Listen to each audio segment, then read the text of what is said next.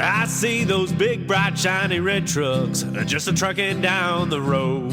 Those big, bright, shiny red trucks just a-looking for another load. Well, it's a family tradition, any Rocky Mountain day. Our fathers before us showed us the way. We work for asphalt cowboys and concrete kings, but that's never been a problem, cause we got diesel in our veins. We've got diesel in our veins. I see those big bright shiny. What's up, JFW family? Welcome back to the Channel 23 podcast. The purpose of this podcast is to reach out and touch the fleet, to engage and inform everyone with all things JFW.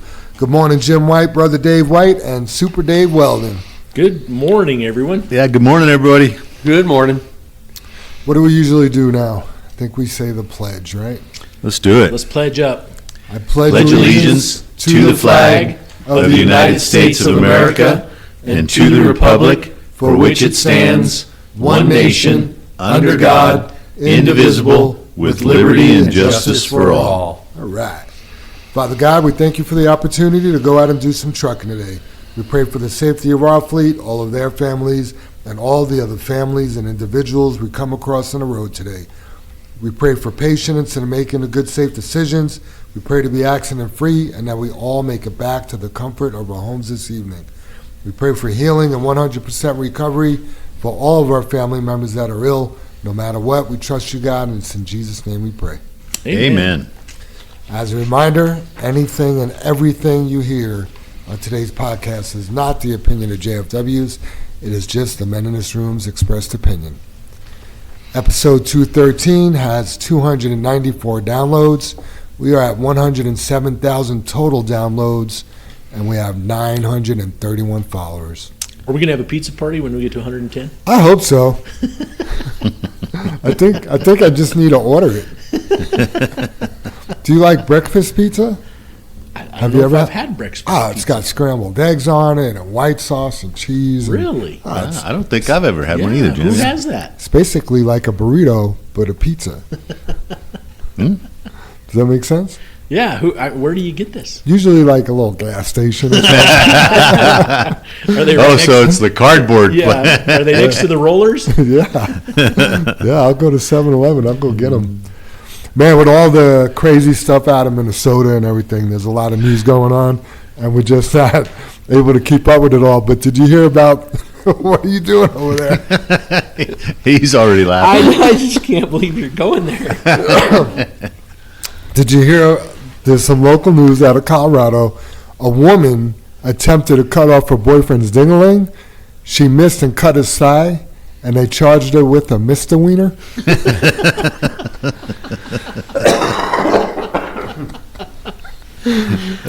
That's awesome. Oh, boy. And then I can't remember, did we ever talk about the pronouns for chocolate? Do you know chocolate has pronouns? No. Hershey.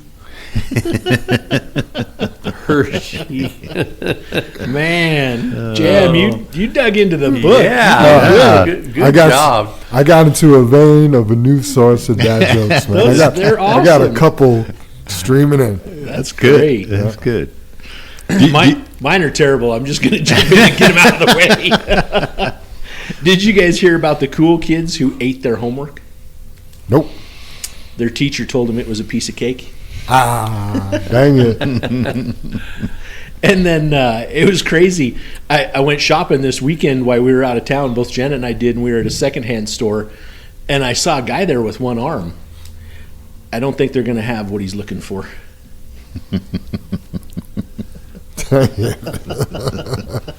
That was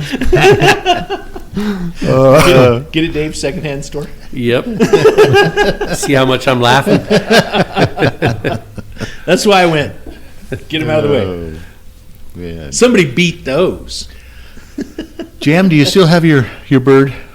I do. And what kind of bird is it? Like a parrot or something, or what? It's a parrot, specifically a green cheek conure. Oh wow! Yeah, specifically a turquoise. Turquoise? Green cheek conure. Yeah. Wow. Yeah.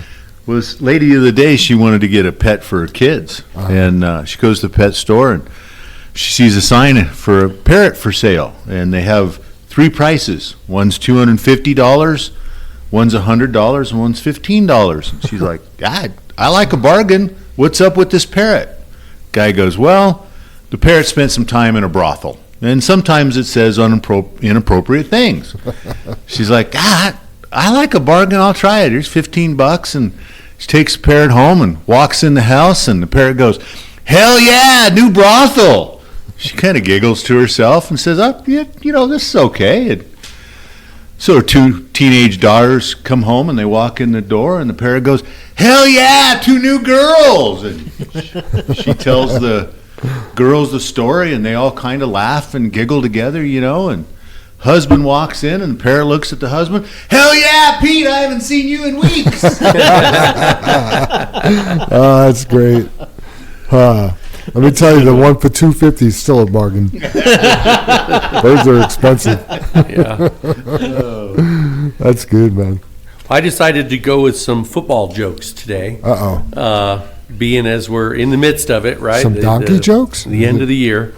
So, how many Broncos fans does it take to change a light bulb? Man. I mean, one when they're done crying, I'd imagine. Really close, Jam. Nope. No idea. Actually, none. They're used to living in the Patriots' shadow. Wow. Wow. Have to flip that switch, huh? Yeah. And where That's from a Broncos fan. Right? That Andre hurt. would like that one. I'll have to tell him later. You're definitely going to have to share that one with him. And where do football players go when they need a new uniform? This is a classic dad joke here. I don't know. Sports field? I don't know. The uniform closet? I don't know. New Jersey? And this one will get you talking for sure. What do you call a mass gathering of Raiders fans? A funeral? Only because you told me downstairs, Dave. Prison. Oh, man. They're going to come after me later. Right? All right, new employees. We got Elger Mata Gutierrez and Wally Morgan. Welcome to the fleet, man. Welcome Yeah, aboard. welcome, you guys. Welcome, guys. Celebrations, anniversaries. Kathy Rutherford hits 2 years tomorrow, if you could believe that. Congratulations, Kathy. Yeah, way to go, Kathy. And then Armando the Sergeant Del Val hits 3 years on Friday. Congratulations, Sarge. Not only that, though, he informed me the other day he's about to hit 20 years in the Army, and he's about to retire. Wow, you said that. Yeah. Thank you for your service, Yeah. Armando. You're a pleasure to be around. Thank you for defending our country, our people, all of that. All that. You know what I mean? There's not enough thank yous to go around for that. Yeah, absolutely. He's pretty excited. I mean, obviously, he's a patriot, and he likes what he does, but he's also pretty excited not to have to go drill anymore. I bet. Yeah. 20 years is a long time. I was It going to is. say that, Jim. 20 years is a while. Yeah, Yeah. that's great. Birthdays, we got Kaylin, my man, Baldwin has a birthday tomorrow. Happy birthday, Kay. Yep. Love the prize fighter introduction there. In this corner. And then family birthday celebration, we got Matt Cummins, significant other caller. She had a birthday this past Sunday. And then this is from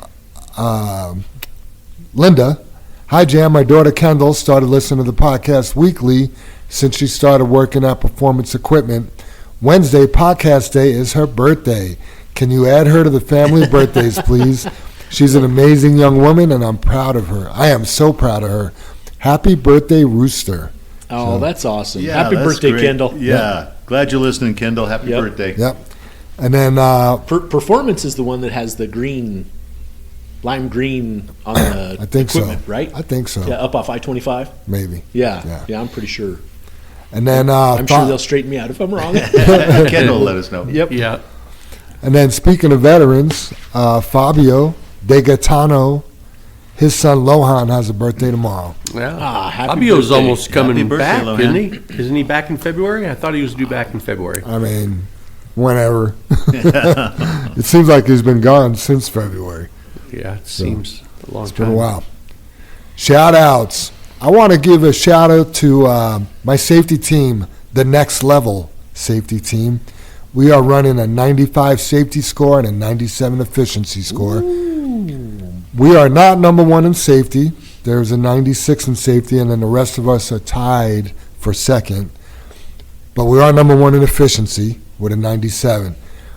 The shout out, though, is for the engagement level, right? This has been my most engaged team.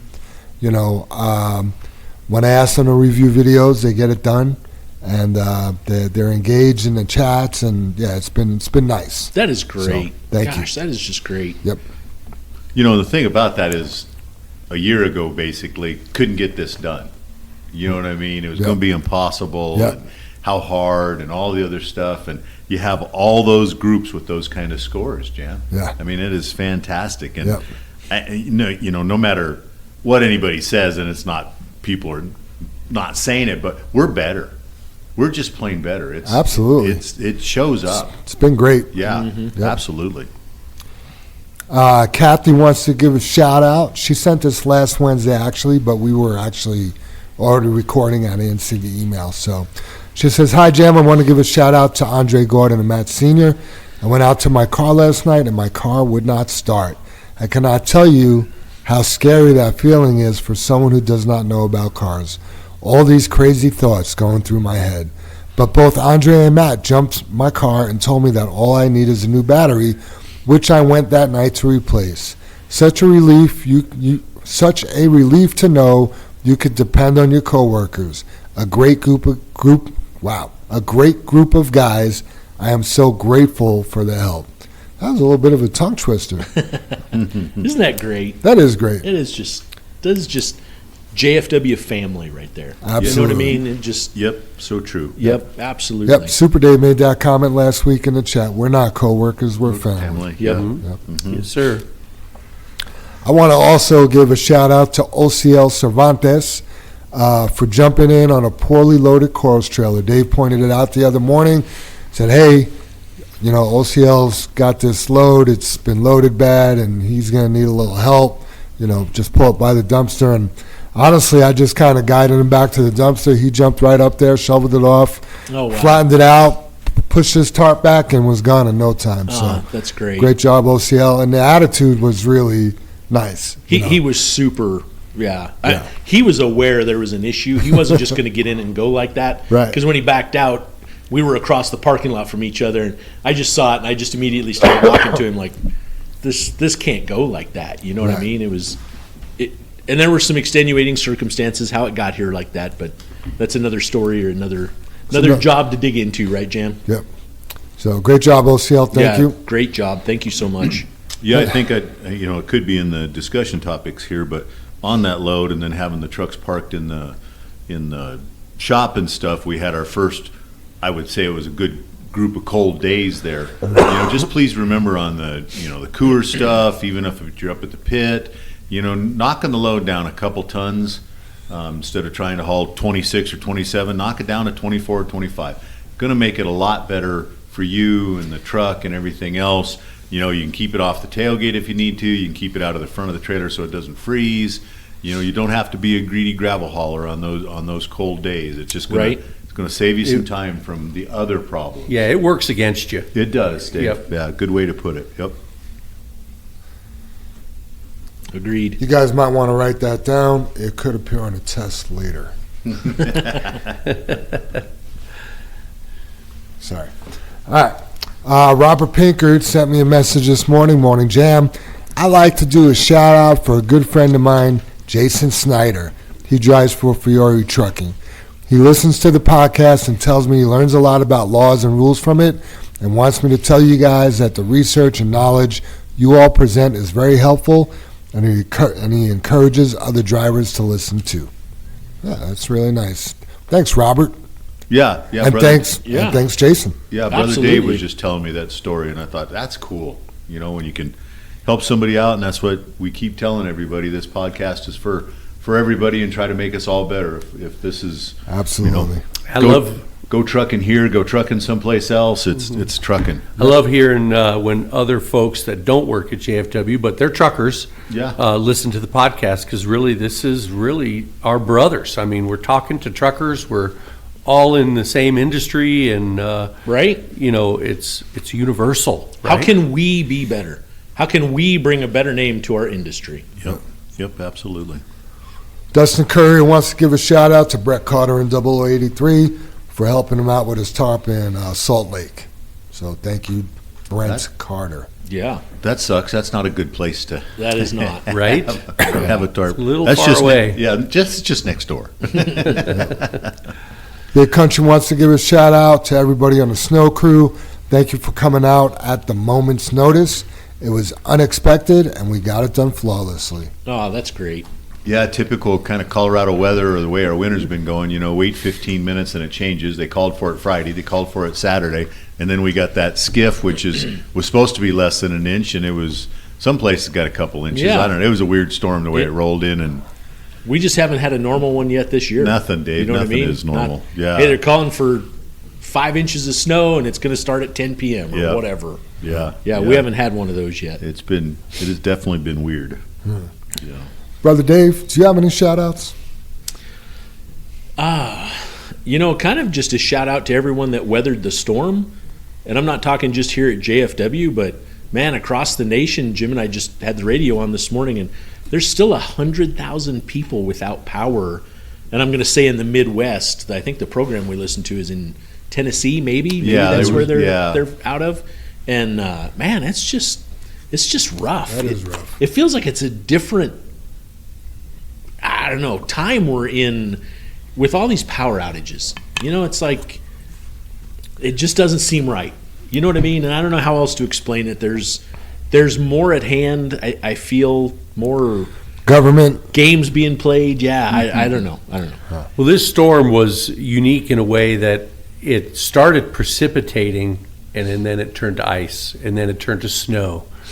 I asked Mango Mike, I was like, did your mom get a lot of ice down there in South Carolina? He said, well, it's sleeted. And I don't know if you guys know what sleet is. It's coming down as rain, and then it freezes, and it just kind of bounces off everything. But I thought that was grapple.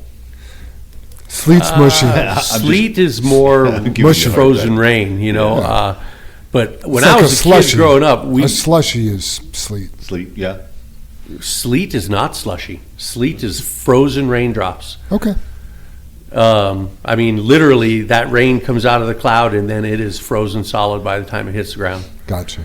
Yeah. At least that's my interpretation I of stand corrected. it. But I think a lot of the areas that are without power had what you call freezing rain. So it stuck to the Yeah, ice branches, on and then yeah. it froze because the air temperature was below freezing. I know a guy who's not going to worry about power outages anymore. Yeah, me too. Yeah. Damn straight. I tell you what, I mean, it was kind of crazy because we flew back to Indiana this weekend, and I was worried we were going to be stuck coming home in that storm on Sunday. And I mean, they were calling for 8 to 12 inches on, starting Saturday into Sunday. And we were able to get another flight out on Saturday, and we actually missed everything. But like a shout out to the state of Indiana, when they tell those people to stay home, a storm's coming, no one was out. It's not like Colorado here, where I think all of us have pickups and we're like, hey, we got a 4x4, we can go out. That place was locked down. I mean, the only things that were on the highway were plows parked at like intersections or off ramps, just waiting to go to work. That was like the only thing on the road, and that was Saturday at noon, and it wasn't supposed to start snowing. Even Friday night it was quiet, and we went out to dinner the one night. And the woman even made the comment at the restaurant. She said, yeah, it's just super quiet. Everybody's battening down the hatches for the storm. I'm like, it's not supposed to hit for another day. But kudos to them. They've been through it. So they lock down and go at it. So good for them. They're ready. Yeah.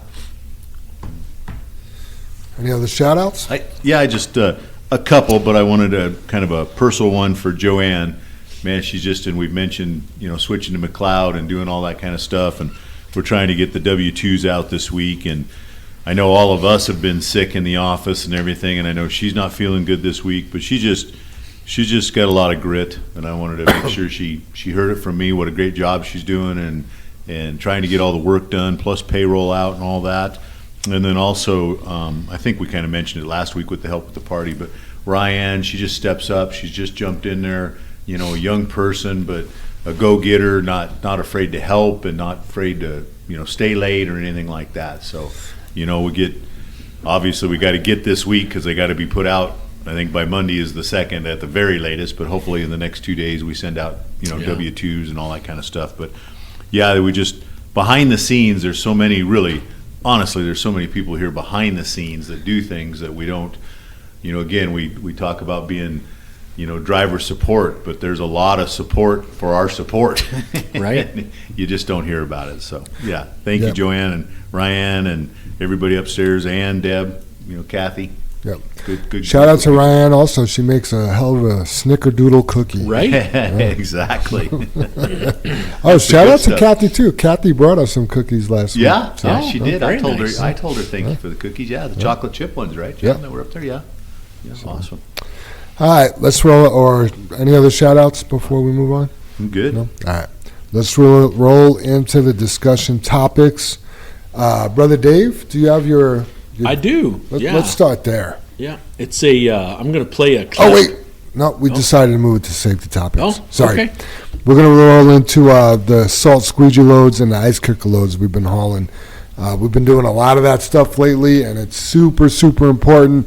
You got to make sure you clean before you get those loads, and you got to make sure you clean after, right? We don't want to get gravel into those loads because sometimes that stuff goes onto, those salt trucks, and they don't need to be spitting out 3/4 rock. Right? At cars. Absolutely. And then afterwards you got to make sure all that salt out because we don't want to contaminate loads of aggregate that's going into concrete, and we'll end up buying some weak concrete. That salt is upwards of $200 a ton now. Ooh. Yeah, so we don't want to buy a load. If we buy a load, you're going to buy a load if you didn't clean out. Yeah, and we don't want to buy bridge decks either or something like Right? that. That's even more Yeah, expensive. can't leave salt in there and go haul a gravel load. Yep. Yeah, you really have to. I know the next thing is the pre-trips here, but you really have to, or we really have to harp on this, and we continue to harp on this. But for some people, the lack of doing a pre-trip, I can't imagine how difficult it is to clean the trailer out and that not being done. Right. Because you just have to walk around your truck for a pre-trip. You have to climb in that trailer and clean it out and do a good job. And the risks we take on, like you guys just said, buying a bridge deck or contaminating a load of salt, and to me the thing is the quality we give our customer is just sucks when we have a contaminated load. It's just, that's not what our customer deserves. Right. Don't think about yourself. Don't, if you're thinking about all of us here and the safety guys and Jim and Dave, and you don't give a shit about us, think about our customer, because they're the one buying it. Think about you going in and, ordering a pizza and you want pineapple on it and you don't get it. How pissed off are you? And this is just as simple to have. Is it not working, Jam? You're good. Just they're the customer. Take care of your customer. Take some pride. And the lackadaisicalness of the pre-trip. I don't think we're cleaning out. I don't think we're doing a good job. If you're not doing that. Yeah. Agreed. I mean, this is a good time to throw in there, too, about cleaning out. Watched a trailer pull out this morning, and the back of the tailgate was practically polished from where his boot is swinging on the gate, slamming the gate closed when the trailer's in the air to try and get the material out. Just take 2 minutes and hop up there and broom it out. It's not worth banging that aluminum gate against that seal. You're marring the trailer where your boot is going against the tailgate, and it's painfully obvious. You know what I mean? Yeah, you can't miss it, and it's not a one-time mark. Oh no, it's like you said, it's every the load or getting something. Polished, Yeah, it's swung a lot, and you just swing it with your foot just as hard as you can kick it, so you don't have to get up in that trailer. Yeah. We know the tricks, you guys. We've Right? been there, done that. I mean, all of us here in that room know the bullshit laziness. I gotta tell you, the tailgates are so light, it doesn't work. Right. No. Maybe you'll knock out, 1 2-foot square section, and you have 30 feet that are stuck. but the tailgates are too light, and then you have the liners, which absorb the vibration, I guess you would say. Yeah, it's a thud, So Dave. yeah, it just doesn't work. Just and the climb- rubber save, seal, Save right? your time. Yeah, Yeah. just climb Yeah. up in there and get started. I guess that's to Jim's point. If you're not doing the pre-trip, you're banging the What gate. else are you not doing? You're Yeah, probably this is- not getting that trailer Because clean it's tonight. difficult, you know, and It is. for us. It's not right. It's really not difficult. Yeah. I'm saying it's more steps than your pre-trip. Right, right. So you're not doing your pre-trip. How you doing Right. the rest of the steps? Yeah, I mean, let's- and there's that whole cool factor again too. You know, I mean, and I don't know if I can do like an analogy, but if I was a driver and I got a brand new trailer, and one of our competitors, you know, they bought the same trailer, and we showed up at the pit, you know, 30 days later, and my tailgate would be perfect, and their tailgate would have the boot mark polished in the back of it. I would laugh at that driver. I would make fun of that driver. You know what I mean? Like, hey, I'm glad my tailgate doesn't look like that. I'm glad I take 2 minutes and climb up there with a broom and sweep out, and my tailgate's perfect. You know, so I guess there's the whole cool factor. Yeah. You know what I mean? Let's make trucking cool again. Enjoy your job. You know what I mean? You have to enjoy this job and be appreciative of doing it. You know what I mean? Like OCL taking that load, Jim. Yeah. He did the first line on our creed. He faced and overcame all that stood before him. He did the joyfully created yeah. honest value for those we serve. Actually, he made sure we were accident free, that we're not dumping grain on the highway on somebody's car. Good point. Yeah, Yep. I mean he was accountable for his words and his actions. I Well, mean, he was everything- accountable for somebody else's words and actions. Oh, right. Yeah. I mean, those are the things you want. Those are the human beings that make our industry look better. They just truly are, and they're going to be successful in life because they're willing to go that just one more step, just one more little step. When you practice It's- that too, It's one more minute. it's not hard. Yeah. Yep. But it is if you don't practice it. It is. Yeah. Because everything falls apart around you. Right. I mean, it just. Jam says it well. I should just get you to say it, but how you do one thing is how you do all things, right? Yep. So, I mean, yeah, that kind of tells you a lot. I bet, especially sometimes when you kind of look back and reflect on things you've been through, you know, possibly maybe there's something you can change. Yep. Maybe there's something you can study to be a little better. Yeah, giving your best at work, maybe that'll trickle out to you giving your best in other things as Yeah. well. You know, but man, if you're not pre-tripping and you're not doing your best here and you're taking shortcuts, I'd imagine you do that at home and through life. Yeah. You know, Yeah, bed's not made, shopping cart's not put back. squats are shallow. You're not going all the way down. Yeah, it just leads to a bigger pile.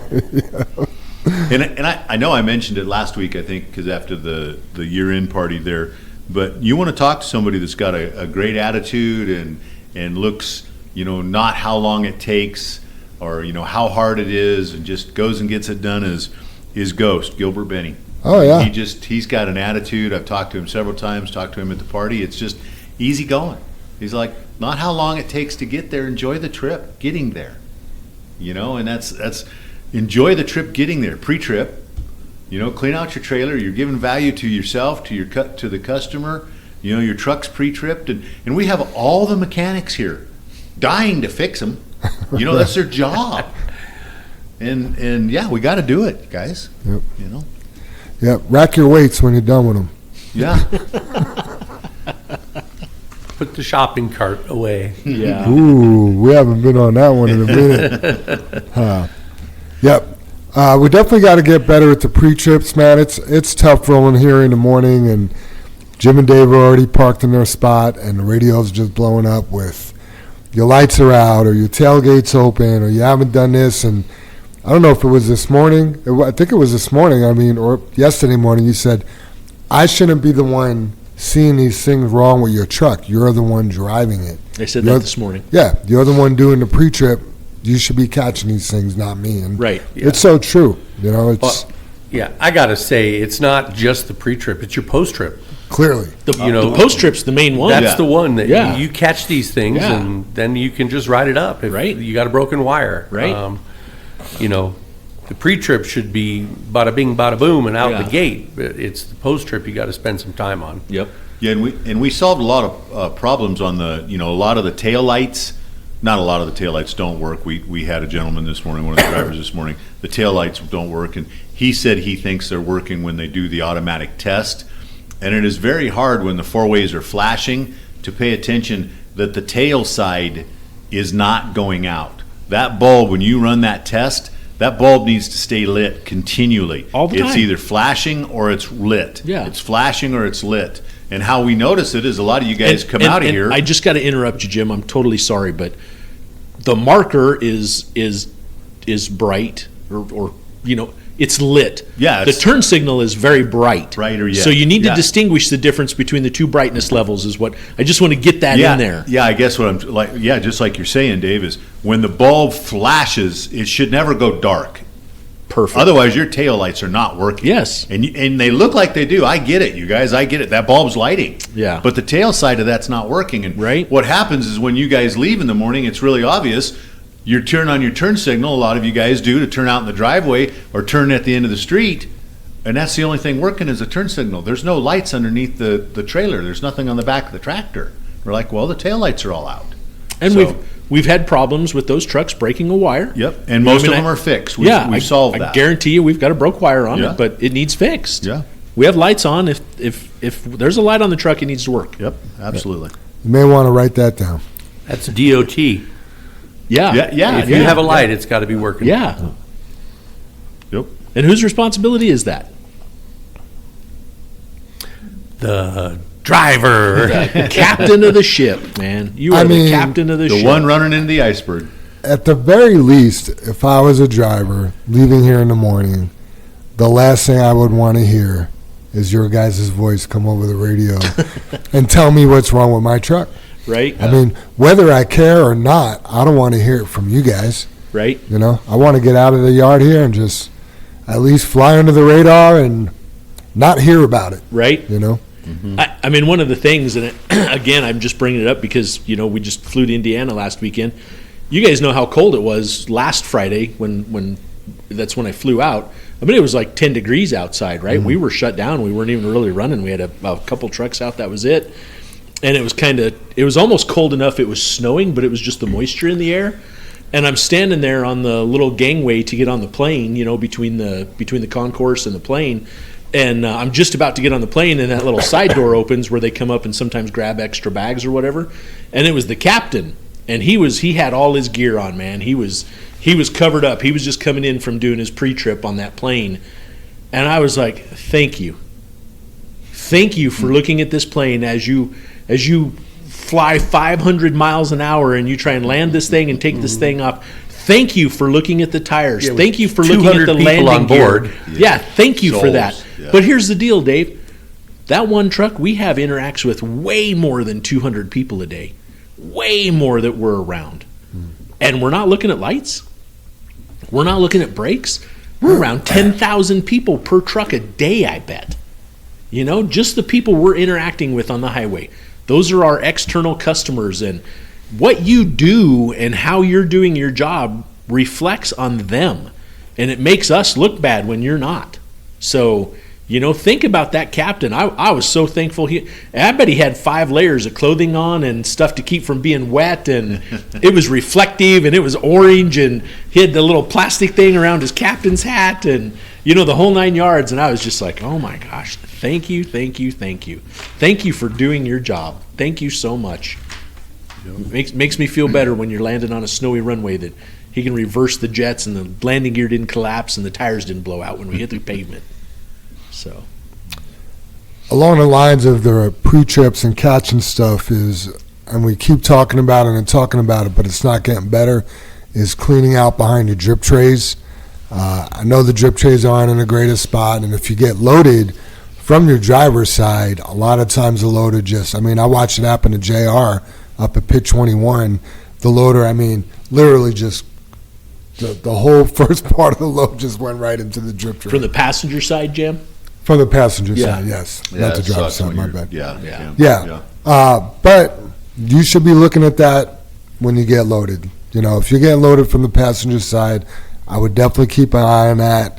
It's just, I've gotten in the habit of, you look at a truck just kind of like you guys are checking the lights. I could spot that drip tray right away. Like Yeah. there's rock, and I had one last night, pulled in the shop full of rock and sand. So it got loaded with sand, it got loaded with rock. The driver never checked it, and you're just asking to break a windshield. I mean, what does the state patrol see? Oh, yeah. You know what I mean? Or a DOT inspection. It's an issue. I mean, do you think we're seeing things that they don't see? We had the DOT inspector on here. I wasn't here for that episode. Yeah, Mitch knew what. Yeah, to look I mean, for. when I listened to the episode, he was it's our like, people. He could see it. Yeah. I bet he'd sit there in the truck with us in this morning and be like, he'd point all of those things out we point out. Yeah, every single one of them. Yeah, create a habit for yourself. Of the things that you hear us talking about. Invest in you. Yeah. And one of that's those. my thing. Invest in you. Just ran across this week too. That is your captain of the ship, the whole bit. We're talking about it. We're saying all that stuff. When you jump in that truck in the morning too, and we're going to change that pre-trip or the post-trip up here, and checking the oil and all that kind of stuff. Man, check everything out, and that includes the fuel gauge. Because we've had several times where somebody's left and somebody else drove somebody's truck, or I didn't pay attention, and they get someplace and they're out of fuel. And thank goodness the person has some money, finds it, sees it, stops and gets fuel, all that kind of stuff. We're here to reimburse you and take care of that. But the whole thing that nobody realizes is, for one, you didn't do your job to start because you didn't check your gauges even before you left, right? But the other thing is, our fuel is so much cheaper here than what it is at a gas station or a fuel stop or any place. And it's just money straight out of our pockets. We don't mind reimbursing you. Thank you for not running out of fuel and all that kind of stuff. But it's, you put 60 gallons on, 50 gallons, it's $50 or $60 just straight out of our pocket. More than we would have spent fueling at our yard. That's what I mean. When we pay you back, or usually I pay you back, it's cost us $50 for you not just the price of the fuel. It's the price of the fuel and the markup. Yep. From what we buy it for you guys. So it's a whole process. It's a whole. We need the whole pizza, the whole pie. Right. Can't be just doing slices of it. Totally agree. So the other day it was pretty cold and snowy, and we weren't running, and then they ended up playing 2 and 12. They wanted like 300 tons of rock and sand. Yeah, Monday started out cold and then got a lot nicer. Yeah. Yep. So a bunch of the safety guys, including myself, had to jump in trucks, and it was like an emergency to go get these loads.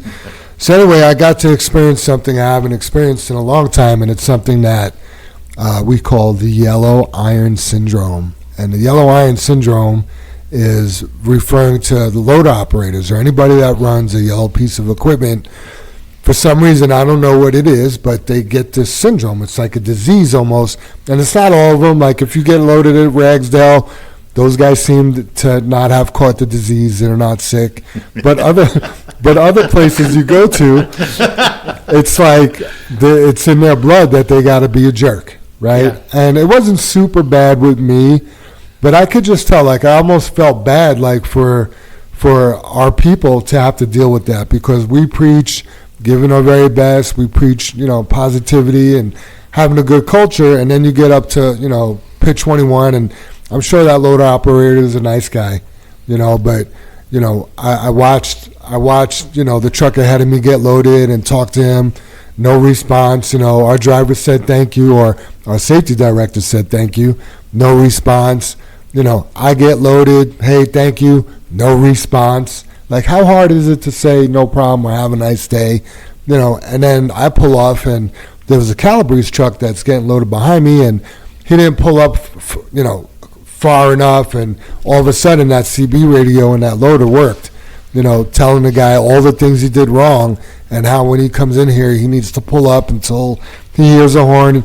The guy's just not familiar, So that was one spot, and then, I get over to Plant 2 to get unloaded, and just talking to the load operator over there, that guy just seemed like he wanted to have attitude, but I didn't give him a reason to have an attitude. But it was almost like, just little cocky attitude, waiting for me to do something wrong, So And I got out of there no problem because, I know how to do the job right. But he was just waiting. I could just tell. He was, from the stories I hear too, people come to me. We had one of our drivers come to me the other day and be like, hey, can I vent to you? I just got, offloaded a plant too, and that loader operator, was just really giving me a hard time because I wasn't perfectly straight in the bin and blase. So, just try to maintain your composure because at the end of the day, we still got to be true to who we are. And back in the day, I could have pictured me asking that guy, because I asked the loader operator where he wanted me to sweep out when I was done, and then it was like I was an idiot. I didn't know, but it changes over there sometimes. Yeah. And the old jam would have been like, "Are you all right? Is there a problem?" But me just trying It's to called use wisdom, Jam. Wisdom with age. try right? to use a little emotional intelligence. Yeah. Like, you know what? I'm going to be out of here in about 5 minutes. I'm not going to have to deal with this guy. He's going to have to be unhappy the rest of his day, and he's probably going to be unhappy when he goes home. And that's their problem, not our problem. So, I guess my point is just try to maintain your composure when dealing with some of these guys. It's a them problem. It's not a you problem. And do your job the way that we know how to do it. I mean, I hate to say you got to be perfect, but if you're not, they're going to say something. And ultimately, Jam, I feel like you handled it right. The bit I'm going to play here, the last thing on it is about communication. So I mean, it sounds like everything you did was communicating well. So many times people pull in there and they might not have their CB on because they're talking on the phone. Right. Or they never asked the loader, where do you want it? And they just assumed, or, whatever the case may be. But man, communication in life, it's everything. Oh, yeah. It is everything. No one can read a mind. No one can understand a look. You know what I mean? No one. I know I've had people, point. Like, okay, you're pointing. What is it? There's a plant over there. There's 3 different piles. Where do you want it? You know what I mean? Or whatever the case may be. So communicate. It's like when you raise your kids in there too. It's like, use your words, buddy. Right. Use your big words. Right? Yeah, I mean, this loader, it was almost like a game. Like, I was waiting to unload, and then as soon as I started to drive to be able to back up into the bin, he drove to, make me wait. You know what I mean? And I just don't care. It's, not worth it. not worth it. Exactly. So, all right. The last thing on the discussion topics is driver efficiency score. In my group yesterday, not everybody was here when we started this driver efficiency thing, and it wasn't clear what that was. One of our drivers thought it was idling the truck, which really makes a lot of sense when you think about efficiency, and it may even say on the mobile app, fuel efficiency, we think about miles per gallon, right? And if I'm idling my truck, I'm going to have a poor efficiency score. But this isn't the truck efficiency score. This is your efficiency score. And the way that score is broken down is into 2 parts. One is wear-free braking, and the other one is anticipation, okay? The wear-free braking is using your Jake brake, not your foot pedal, right? So the more you use your Jake brake and the less you're on that foot brake, the higher score your wear-free braking is going to be, okay? So timing your lights, your following distance, keeping space in front of you where you don't need to get on your foot brake is just going to help drive that score up. So make sure, even empty, have your Jake brake on level 1, stage 1, and then when you're loaded, I'd probably have it on 2 or 3, and just really try to see ahead and concentrate on using that Jake brake. Correct me if I'm wrong, because I haven't dealt with it for a while, Jam, because you guys are so on top of it, but I thought the longer you can wait between letting off of the throttle prior to getting on the brakes Anticipation was a big that was a big number. Yeah, we're going right? to get into anticipation okay. here in a second. All right. Sorry. Yeah, it's okay, but you are correct. Moving on to anticipation. I just helped you with that segue, Jam. I should have just let it slide. Yeah, the anticipation is exactly what Brother Dave was talking about. You want to from when you go from your foot pedal to your brake pedal, you definitely want that more than 1 second. If you take less than a second, that's going to count against you. And I believe the longer it takes, it counts for you. I believe so too. Yeah, yes. so, Can't guarantee that, but yes. Yep. So, yeah, if you're, fuel to brake. Yeah. That's going to lower your score. Absolutely. If you take longer, and when you're like 50% on the throttle and you're just bam right to the brake. Yeah. Yeah, I don't want to say it dings you, it but obviously it dings you. It lowers your score. There's a little dent there. Yeah. Yeah. The other thing that'll lower your score that Chris Beam reminded me of yesterday is if you're running your cruise control and you go from cruise to brake, foot brake, that's It's the same thought. It's the same. Yeah, I Samsara. totally forgot that because that's a bit of a bummer. Yeah. You know what I mean? As a driver, I think that's a bummer. Right. Samsara is not recognizing you went from cruise control to turning your. Yes. Yeah, you want to cancel your cruise before you get on your foot Right. brake. So, Right. Yep. Which so many of the new trucks that we have, they drive. If they have the accident mitigation, that truck you can come to a complete stop and never touch the brake and never touch the Right. throttle. It drives itself. Yep. So I mean, You don't have to driving test like that. Not all of them have that. Don't try that until you know what truck you're in. Yep. But many of them have the accident mitigation, and they'll do that. You don't have to touch the brake. So, Yep. which is very odd. Hopefully that clears very things up. If you guys have any questions about that, feel free to hit me up or your safety coach, and we'll get you squared away on that. Yeah, All right. that's good stuff right there, Jim. Yeah, we haven't talked about it in a while. Yeah, I love it. It's Yep. good stuff. Good reminders and education for a lot of the new guys that just haven't heard these things. Yep. All right, let's move on to what's next. Can we talk about the Silent Warrior? Did you want to do? Yeah, that's safety topic of the week. I didn't write it in. Okay. It's okay. He's excited about that piece, Jim. Not really that excited about it because it's so redundant for us, Jim. You know what I mean? But it's just like what we're talking about. We haven't talked about it for a while. So We're going to get there, I promise, All right. Brother Dave. I appreciate that. I mean, if I'm in your way, we could just change Please seats. don't forget. Make sure you ask. I don't have a shout out, but I really want to play this. Silent. Just we're coming up on the Silent Warrior Luncheon. Yep. Jim. For those who don't know about the Silent Warrior Luncheon, because a lot of you don't, these are we have a special luncheon for the guys that just go and girls that just go out and get it done. Not only drivers, but in any department here, they get it done. They're quiet about it. There's not a lot of ruckus. There's no complaining. They have good attendance. No accidents. What else? What else can we throw in there?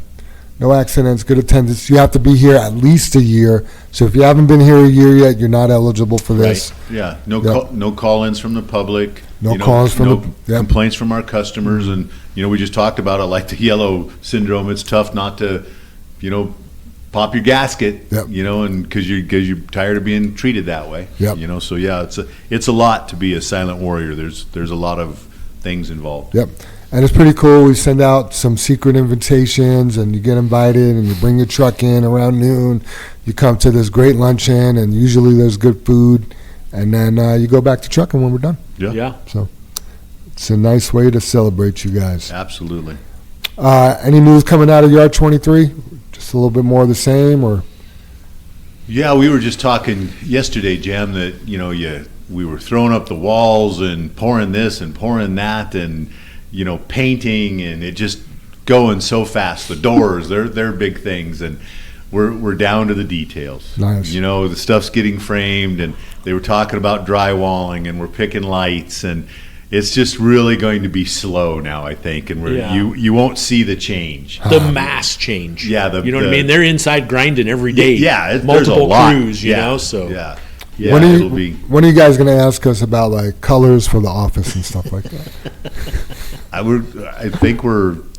Probably weeks away. Yeah, weeks. Yeah, Yeah. yeah, because we did the lights, and we talked to you guys, about the music in the offices. We're looking at that and having different stuff, and we'll have to get you guys over there because the upstairs is framed, but the downstairs is almost framed. It's half, yeah. it's half, but get you safety guys over there, and kind of what you think of the space. Get dispatch over there, what they think of their space, and then we have the. It's called millwork, but millwork will come in and build desks.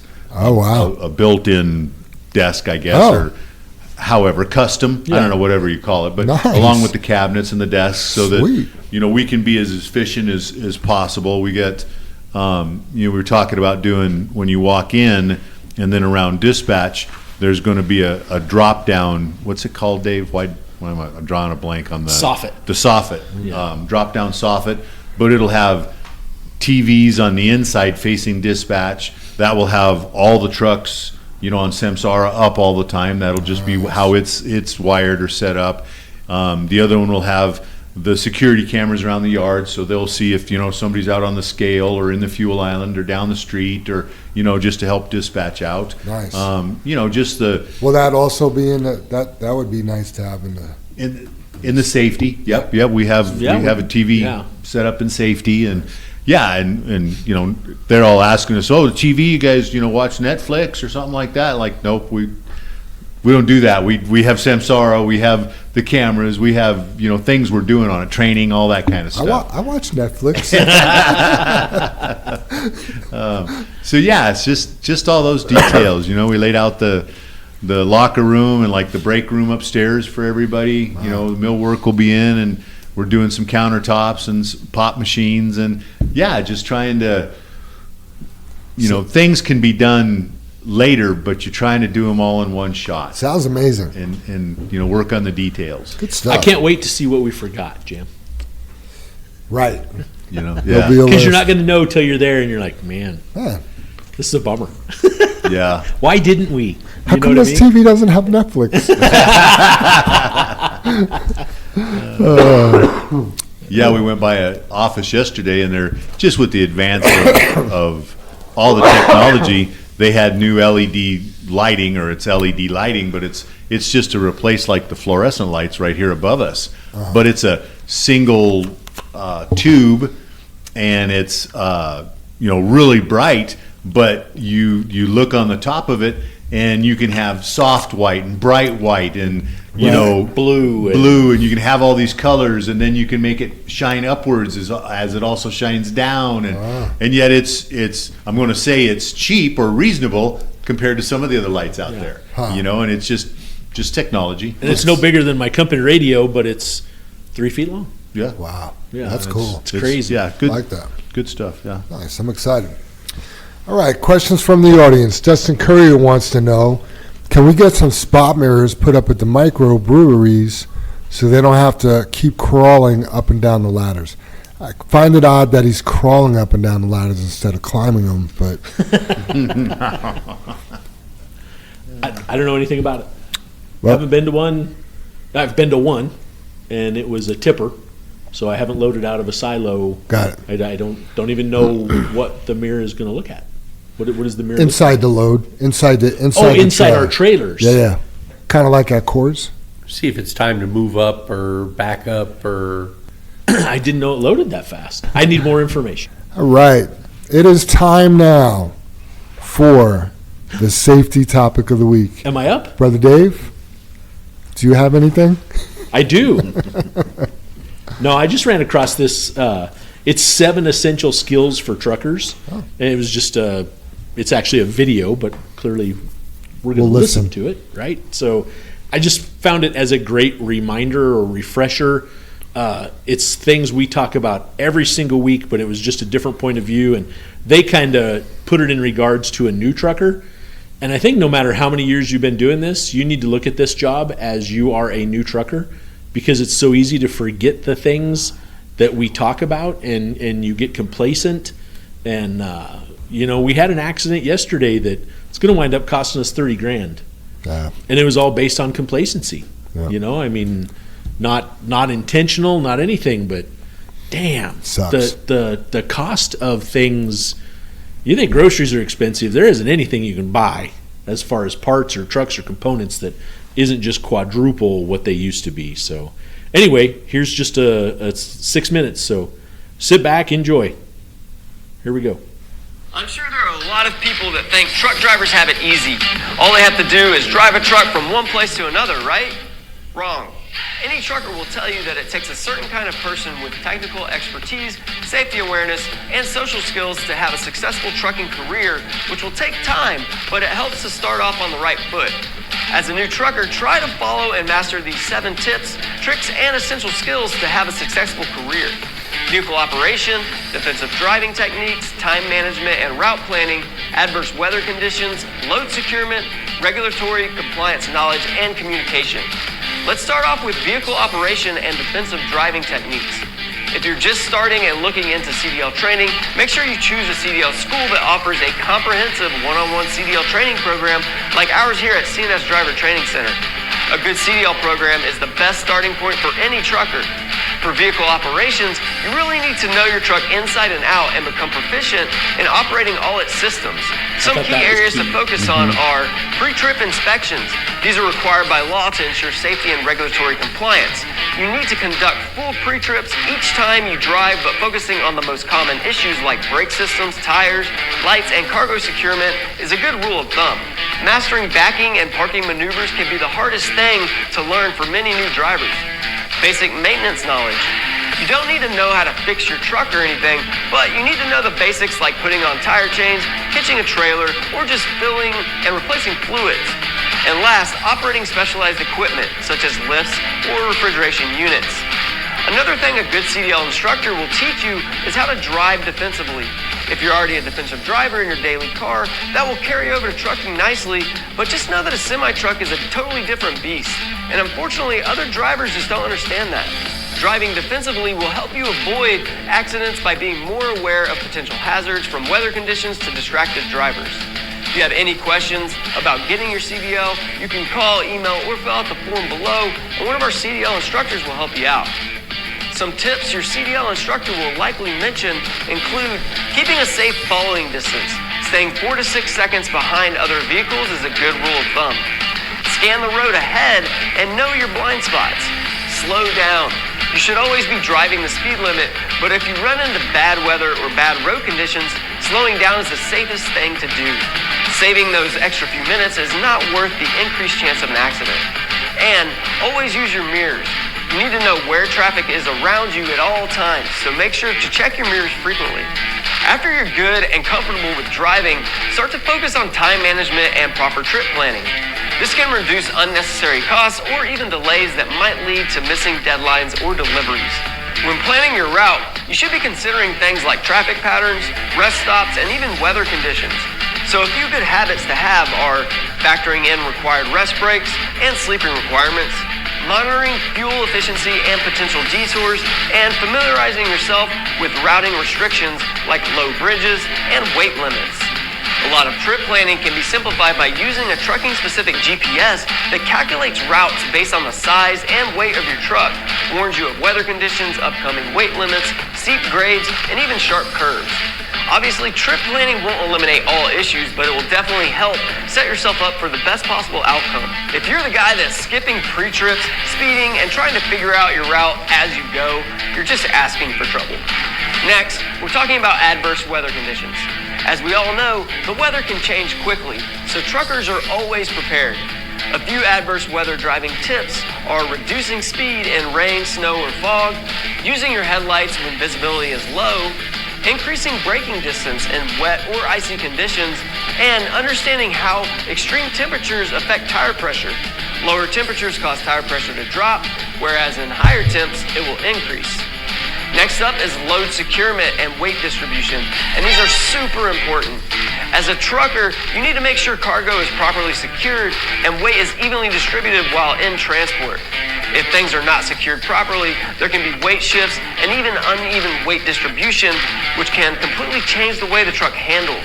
Not to mention, if things aren't strapped down properly, things could literally fall off your truck. A few best practices to follow are inspecting load ties before and during the trip, understanding weight limits for different types of cargo, checking that cargo is evenly distributed and balanced, and using the correct methods to properly secure freight. Two other topics that might be an afterthought for a lot of truckers are communication and compliance.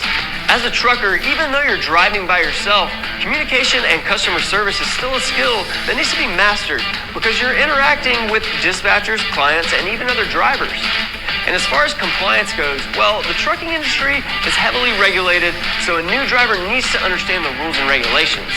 A few essential regulatory topics that help avoid fines maintain your license, and ensure safety include hours of service regulations, which determine your driving hours, logbook management, which is the recording of your drive time, weight limits and safety checks, and drug and alcohol testing procedures.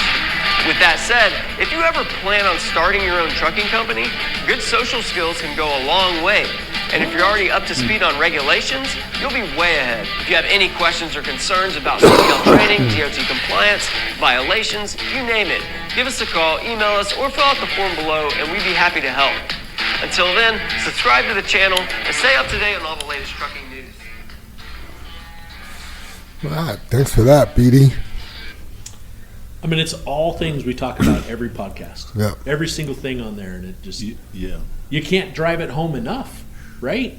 You know, it's like we continue to throw it and throw it and throw it and throw it, but it's got to stick. Yeah. You know, at some point, it's got to stick with people, and that's the hard part. And I know we've talked about that saying that one of our insurance safety managers has brought to us several times, and you know, he says you can lead a horse to water, but you can't make it drink. And this is the part I love when he says, but if you hold its head under long enough, eventually it takes some in. Right. You know, so I guess that's the point of our podcast, this repetitive genre of, you know, do your pre-trip, do your post-trip, check your lights, check your tires, check your brakes, check your, you know, all this information on the vehicle that, like they said in there, it's the law. We're not making it up. Right. It's the law. We need to do it. You need to be aware of it. So, yeah. Just a good point of view from someone else. Like it. I did have loading powder on the safety topic of the week as well. You guys that do load powder, just don't stray from your procedures. You know, don't get complacent. We haven't really dove into that very deeply, but a lot of things could go wrong. Yeah, you got to be sure that gangway's up. Yeah. Yeah, and then also the other thing is doing a pre-trip and a post-trip on those trailers that sit there for a while, or we just haul locally, because it seems like every time we go up, you know, up to Wyoming or someplace far, we make it all the way up there, get loaded, then we blow a tire out. You're talking about on the pneumatics? Yep. Gotcha. Yep. Yeah, there's no tire system on those or anything like that. We do have 3 of them with self-inflation systems, Jim, but Really? not all of them. That's Yeah, what I said, Jam. I didn't remember that on that. I want to say it's the 3 Vantages, but yeah, there's 3 of them with self-inflation systems. cool. Unless we've removed it. We used to have them. Yeah, I just didn't remember them on the duals, Dave. Either way, whether it has them or not, you still need to check them. Absolutely. So, Yeah. Absolutely. yeah. All right. Tips and tricks with Armando, the Sergeant Del Val. He did warn me. He says it's going to be a long one. You may want to have Brother Dave read it. If you want to, you can. Otherwise, I got it. It's 4 pages, Jam. No, I'm kidding. Maybe both of us. All right, I'll kick it off. When I start mumbling, you All take right. over. All right, that means I'm forced to follow along. I wasn't paying attention. I was looking at Netflix. All right, tips and tricks. Number 36, restricted routes. And it sounded like we were talking about routes in that little piece you just played. And you know what's funny? Ironically, we had a new driver deliver to Union Plant and go up Federal just last week Wow. and turn and come in Union from the wrong direction from the west, and Right. that's illegal. That's a no-truck route. We're not allowed to go that way. They should probably put some signs up about that. Yeah. He's lucky he didn't get a ticket because they watched that a lot. Right? We Yeah. used to get some tickets, didn't we? Yep. That's, Yeah. that's We how have. that all started, Yep. remember? Yeah. When they say, here's your sign, there was your sign, right? You just passed it, bud. There's many of them. Wake up. Turn off your Netflix and pay attention.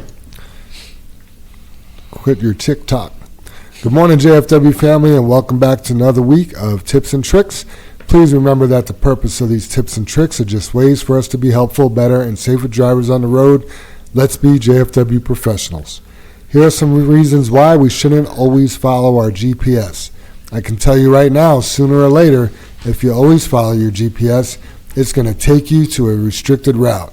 I'm only going to mention the Brandon plant routes that your GPS will most likely take you. Brighton Boulevard going to Plant 2. 99% of the time we deliver material to Plant 2 from either 58th Avenue or from York Street. However, we've had construction work in the past to where we've had to take alternate route. Depending on which direction you're coming from, if you're traveling on I-70 eastbound Exiting Brighton Boulevard, your GPS will take you to a 10-foot low-clearance bridge. To avoid this, turn right on Race Street and right again on Race Court, and that will take you to Plant 2, avoiding the low clearance. That's that weird, right, where you... It is, Jim. It's almost a U-turn when you're coming off of Brighton, you know what I mean? Yeah, that may not, if you see that, you want to take that. Right. Yes. Don't think that's the wrong way. Everything in your mind is going to be like, this seems wrong. No, that's right. That's it. Keep going, and you're going to hit the wrong spot where it's low bridge. Yep, and that sucks. Yeah. Let's see. East 144th Avenue going and leaving Plant 3.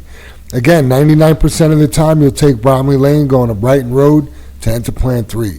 We've had drivers in the past that was on 144th Avenue trying to get to Plant 3. This road is restricted both ways. Also, if you're on this road, know that when turning to Brighton Road, it's a sharp turn and there's a barrier on the shoulder, and there's a very high chance that your trailer will hit that barrier. Do you know why there's a barrier there? So we don't turn there. So your trailer doesn't fall in the ditch because it's tighter than a 90-degree turn. Oh, there you go. And I'm not going to mention any names, but we've put one in there. Oh. Yeah. And it's a deep ditch. Dang right? it. Nothing gets that truck out but a tow truck. It's got to lift that side of the trailer and get it out. Son of a... Yep. Flag Drive, leaving Plant 14. Now, going to Plant 14, you can't get into Flag Drive from Highway 7 unless you're driving a four-wheeler, making an illegal turn. But leaving Plant 14, you can. When leaving Plant 14, going to Fort Lupton, your GPS will tell you to turn on Flag Drive. Don't, and that's what the exclamation point. Mm-hmm. That road is not only restricted weight, but also a residential road. If you happen to turn there, expect a complaint from one of the residents living there, and there's nowhere to turn around. You'll have to drive until you reach Highway 7 and back to Main Road while going through the drive of shame. I'll take this last one, BD, and then you can take over. All right. See, I'm mumbling. I'm on West 62nd Avenue to Plant 75. Plant 75 is the West Plant. So this is a new one for me. I guessed the West Plant is finally on Google Maps. So with that said, I always got to go based on what the address says. I don't know about Apple Maps, but on your Google Maps, if you click Brandon Ready Mix Plant 75 from your map view, instead of typing the address, it will tell you to turn south from West 62nd Avenue near Brandon Plant 32, the asphalt plant. Don't follow that route. It does look like it takes you into the West Plant from the back, but there are multiple gates, and how much you want to bet they're locked. To get into the West Plant, you'll have to be on Broadway and turn west on 60th Place and go straight to the end. East 72nd Avenue, leaving and entering Central Plant. I-76 asphalt plant, end pit 14. This road will take you straight to all three locations. It will take you right next to the Adams County Sheriff's Building, where you'll get a ticket for driving on this road. There are signs saying weight restriction, but if you're not paying attention, you can easily miss the sign. There's only one way to get to any of these three plants and pit.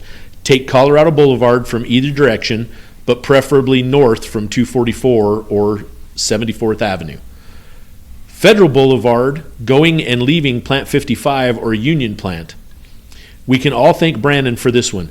If you're on Highway 285 headed to Union, your GPS, again, will set you up for failure.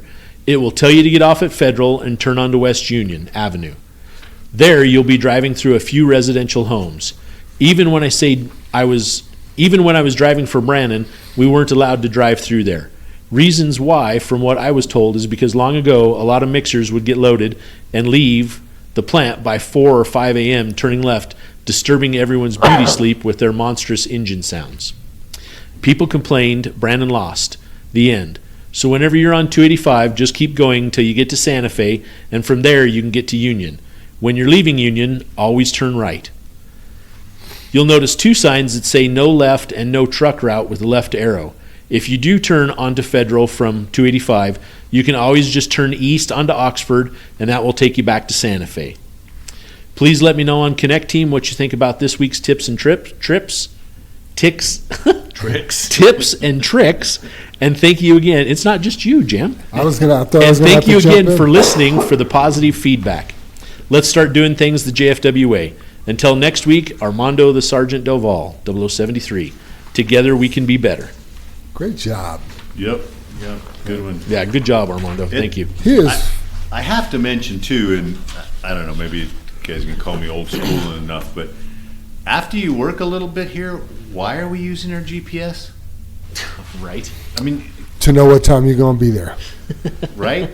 Right? I mean, quit using the GPS. I mean, enjoy the scenery and memorize your route. Yeah, because there's only a couple different ways you can go. Yeah. It might not hurt to look at it when you know your route, to realize, to get to plant 13, instead of going straight down the gut all the way down Santa Fe, I'm going to go around 470 because it looks like there's an accident on I-25 or whatever the case may be. Those are the ones, right? Yeah. Sure. Yeah. Because I know we had the one Coors, the one that drove out in the farmer's field.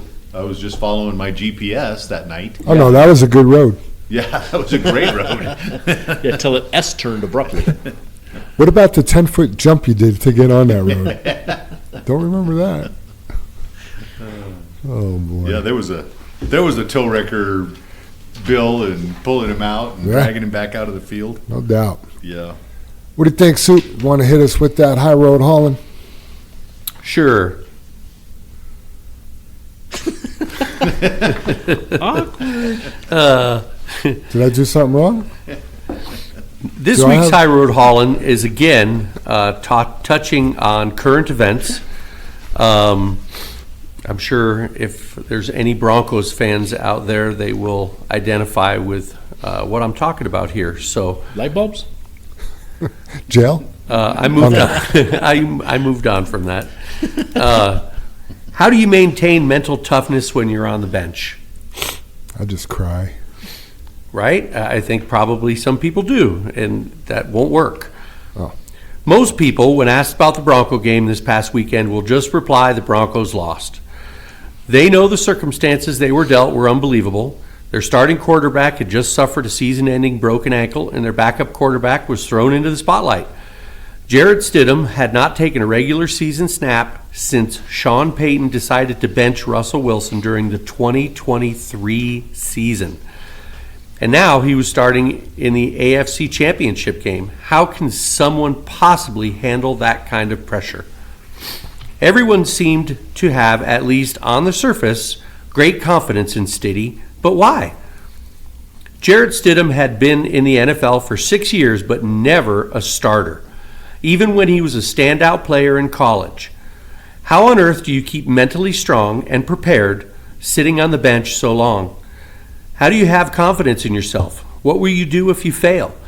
The Broncos might have lost, but Stiddy didn't fail. He played his heart out and finished in a very close game. Hopefully, the excitement and exhilaration he felt starting in the AFC Championship game created a measure of satisfaction and fulfillment. I'm sure his teammates gave him tons of accolades for his courageous effort. During his years as a backup on the bench, he must have developed a system that kept him confident and prepared and able to perform at a high level. How do you do that in life? When it's your turn to perform, and it will happen, you will need to step up and take care of business when needed. Maybe at work, or raising a child, or taking care of an aged parent, you will get the call. So here's a few analogies that might help. Shift your perspective and look for opportunities. Instead of seeing being benched as a failure, use it as a chance to observe teammates, learn from their approach, and gain insights to improve your own game. Also, focus on mental preparation. Be ready when your number is called. Stay mentally engaged by analyzing the game, cheering for teammates, and maintaining a positive attitude while on the sidelines. Number 3, use the situation to build mental toughness. Adversity is a natural part of sports and life. Being benched provides a safe environment to strengthen resilience, emotional control, and patient skills that help long-term performance. Take action to improve. After processing initial disappointment, ask yourself, what can I learn from this experience? How can I contribute while off the field? What skills or areas can I improve to earn my spot back? And discuss these points with your coach or anyone close to you, and set a practical improvement plan. Now remember, these are just analogies based on sports, but you can also apply them to real life situations. Remember, what do you see in yourself? Who do you want to be known as, or what kind of person, which translates into player, you want to be? How can I learn from all my life experiences to help me in any difficult situation? Build a framework for handling setbacks in life. The right mental work will transform adversity into victory. And maybe, years from now, you might remember this loss to New England, not for the end of a great season, but for the class and mental toughness Jarrett Stidham demonstrated in what was very likely the toughest situation he had ever faced, with millions of people watching.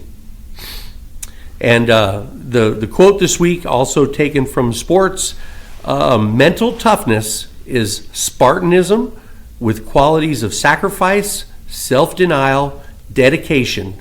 It is fearlessness, and it is love. Spoken by Vince Lombardi. Boy, that Vince Lombardi he was a dude, wasn't he? He was incredible. He really was. Yeah, you run across those coaches in history, Dave, that you're just like, how do you I don't know, my thought is I was talking to Dave this morning, and to keep your culture up when you're successful, and I changed the word from successful, but when you feel like you're trying to do something right and you're succeeding, to keep that level of success up, how difficult that is. It's like a good attitude. It's like not having a yellow iron attitude every time we walk in the door in the morning. Right. You know, and you hear about those coaches, and they have this aura about them that they lead or walk with you. Dave showed me a video of the coach from the Patriots going, how easy is it to walk with somebody? And you might push them a little bit, but you're walking with them. You're helping them. You're helping them, right? I know you only saw the video once, but his hand was behind his back at his waist, like, we're going. Yeah, and right? Dave put it in connect, but you're walking with them. But the minute the video was, the minute they faced each other and the coach just pushed against him, didn't tell him a thing, but pushed against him, the guy pushed back. Mm-hmm. And you find that every day, and to keep that up, and like you said, Vince Lombardi, or the coach, well, I think he's been there 2 years, from the university, or Indiana University, can't say University of Indiana, but IU. Yep, IU. Just winning the championship. They were undefeated with athletes that weren't number one draft choices. Yes. They were second string. Yes. But he brought them together, and they came together as a group and a unit, and were number one. And none of them were number one as such. And how do you? But he got them all to focus on and play together. Every single detail or job of what they do, what their job entails. Yep. They had to focus and become perfect on what they do. And that's what we're talking about with the pre-trip, the post-trip, checking your lights, checking your tires. If you don't do a post-trip at the end of the day, you are 0% chance of being successful here. Or any trucking company. Yeah, it's not just any here. driving job. Any driving job. You are not going to be successful. Period. Yep, so true. And that guy pulled off something that has never been done in history, Jim. No other team ever has went 16-0. The best is 15-0, because 16-0 wasn't an option. Yep. So he's got to step up on everything ever. So, but what an amazing story there, And we only relate to it because it's an analogy we can use, right? It's not like we're some sports gurus or anything like that. No, it's the thought of being undefeated. Yes, yeah. I call those guys, like, to me, Jim, that coach. You go back to Vince Lombardi, and probably more towards Vince Lombardi times. It'll take a long time for the IU coach to get there, but I think he's already created the baseline for it. But to me, those guys are titans. They've come in and they've left their name, their mark in history, and I love that. I love what they've done, and created, and the people around them that believe are successful. You know what I mean? Those people that believe are very, very, very successful. And Dave, Dave used the word that Coach Lombardi just said that. I know you use Titans, but a Spartan. Look what the Spartan Army did against all those masses. Mm-hmm. They were like that football team winning that game. Mm-hmm. We are Sparta. Right. There's nothing better than that, and that's what we sure like to achieve. But that's very hard to maintain and do. That's a step. So good stuff. I think it's interesting. Lombardi really is remembered as a hard ass, being by the book and drilling his players and everything, yet he's talking about mental toughness as being a gesture of love. Yes. Isn't that weird? Sure. But I think you see that the coach from Indiana University, he's emotionless. I watched that game, the championship game, and I watched one other before that. But they blocked a kick, they made touchdowns, the quarterback at the end made that play, and that guy is emotionless. He doesn't celebrate. He's like, what's next? What's next? Yeah. What's next? And you think about what was the coach off of the Patriots before? Mike Vrabel. Bill Belichick. Bill Belichick. Do your job. Yeah, do your job. Just do your job. That's the same exact thing Kurt Signetti from IU is saying. He just didn't use those words. Yeah. He had to get everyone to do their job specifically. You can't leave details out. When you leave details out, you're not successful. No. That's what we're talking about. You can't leave details out to be successful in your job. You've got to do those pre-trip and those post-trips. It's too important. And back, I think Jam's the titan of quotes. How you do one thing is how you do all things. Yeah. And you sorry, Jam. You talk about just do your job or the next step, and you say in Super Dave it's about respect and love. We respect you. We love you. We just need you to do your job. Right. That's what we need. We care about you. Yeah. I feel like you have to offer yourself to this job and to this industry. You can't just show up and exist, if that makes sense. We're willing to pour into you and give you what we can, and the equipment and the support and the benefits, and we're willing to give all these things, but you also have to offer yourself to the job. You can't just exist. And if can that you, makes sense. Is there really any job, if you're going to do well, that you can just do that, Jam? I mean, I suppose there's a few. Yeah, it just depends what you want it to be. But if you're, for example, if you're working, let's say in a warehouse, scanning things, nobody's life is on the line, like true. it is when we get in these trucks and drive out on these public roads. So, Right. yeah, you could probably not advance at that job, or, maybe you're not going to be a superstar there, but you got to be willing to sacrifice something here.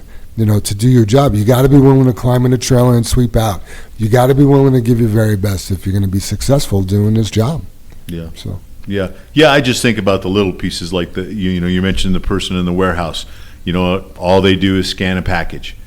But man, when you're scanning that package and you show up on time every day, you're there all the time, and maybe you stay a few minutes at the end of the day, make sure everything's done, make sure your fellow employees. You probably end up managing the people that scan the boxes. Right. You know what I mean? Yes. There's just always a piece to it. Absolutely, and I'm not putting down. No, I just want to be clear to the listeners. I'm not putting down any job. Absolutely. We talk about the janitor at NASA.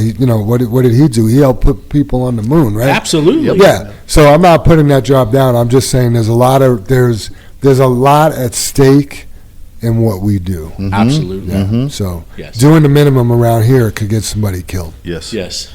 So Yes, sir. Jim, was it not? I can't remember the circumstances, so help me out. We were having a conversation with someone yesterday, and they were, and maybe it was Super Dave, I don't know. They were talking about having a conversation with an employee, and the employee got all pissed off about it. And it was like, he was one of those people that doesn't want to hear it. Does that ring a bell? Man, I don't know if that was I've had like 15 conversations here like that. I needed help with it because I can't help you. Yeah, I don't know. I got nothing of. I can't recall the In whole context of conversation. what it was with. Yeah. No, I don't. But I mean, that's what you're referring to, Jam. Is when we come to you, we're not coming to you to come down on you, to chew your ass, to do anything. You know what I mean? But we're coming to you to help you be better, to help you be more successful. That's one thing I've been trying to like state when we have like meetings with drivers that need a little help in an area. Like, hey, just so you know, like we're all on the same. Before this meeting starts, we're all on the same side. You know, I don't want it to be us against you. Kind of like the video you showed yesterday.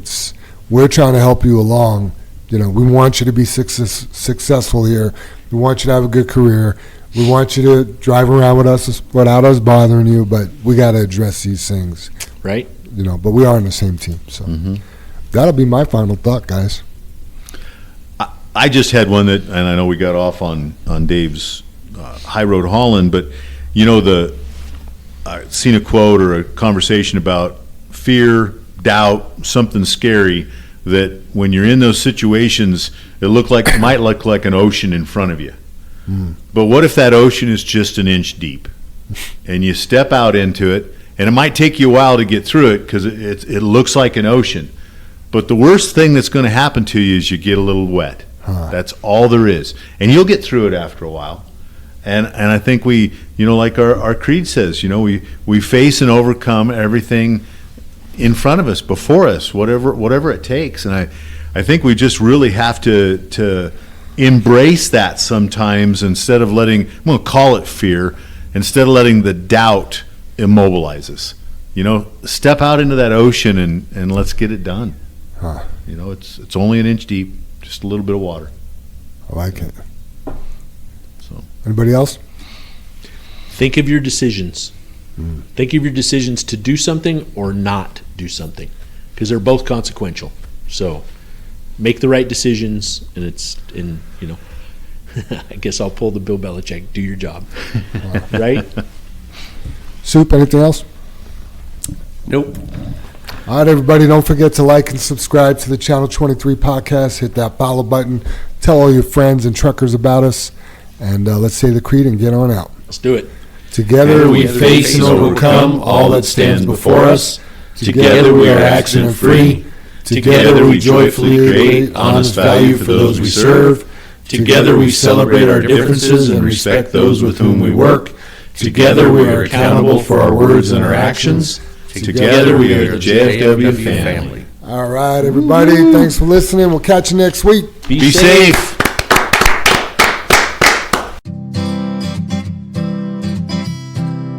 I see those big, bright, shiny red trucks just a-trucking down the road. Those big, bright, shiny red trucks just a-looking for another load.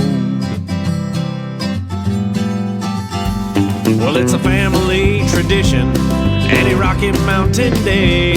Our fathers before us showed us the way.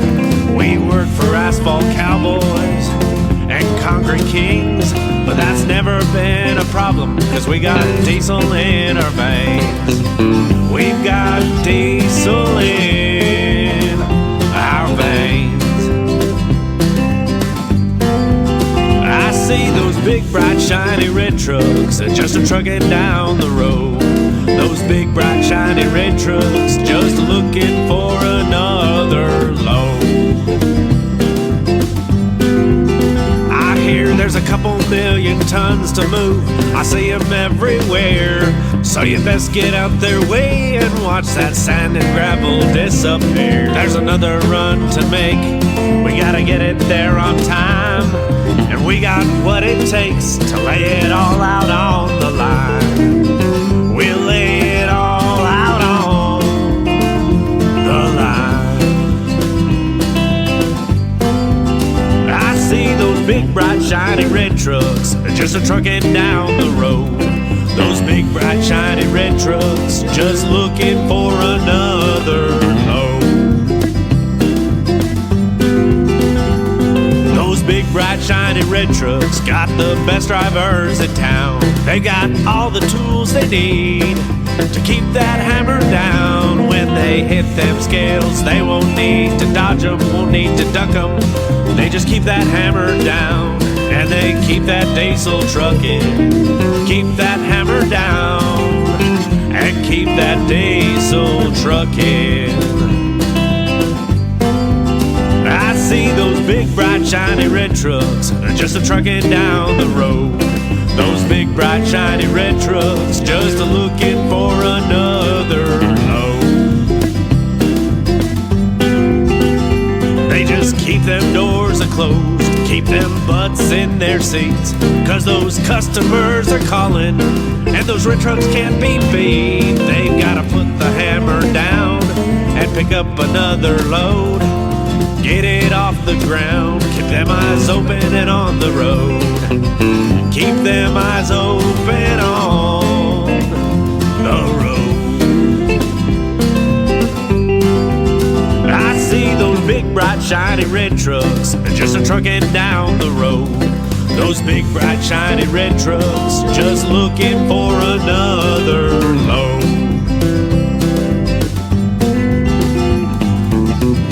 Breaker 23, anybody got a copy on that Channel 23 podcast? Welcome, and thanks for listening.